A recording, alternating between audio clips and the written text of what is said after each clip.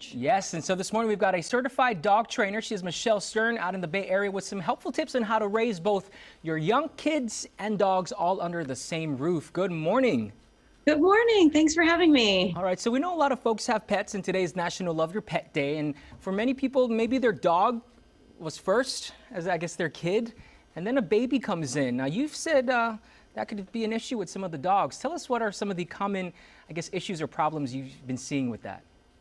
Well, sometimes dogs feel a little bit frustrated and jealous that they have lost the full attention of their owners, and parents have to make a big adjustment to not only keep the new baby safe from the dog, but also to continue to give the dog some love, and that can be really hard.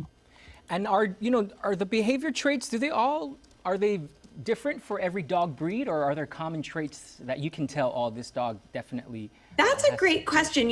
I would say that actually every individual dog behaves differently rather than sort of looking at overall breed characteristics when it comes down to kids.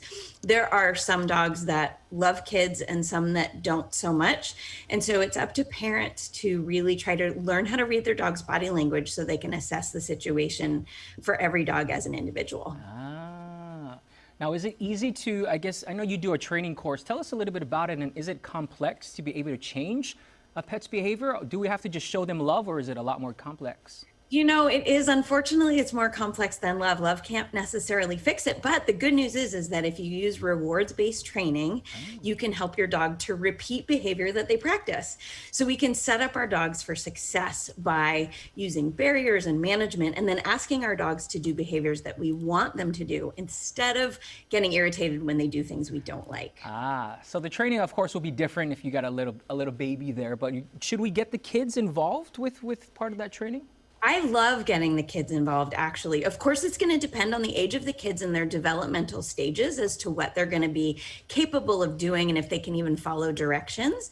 But kids and dogs can build wonderful relationships, and including the kids is a really great way to do that. Oh, wow.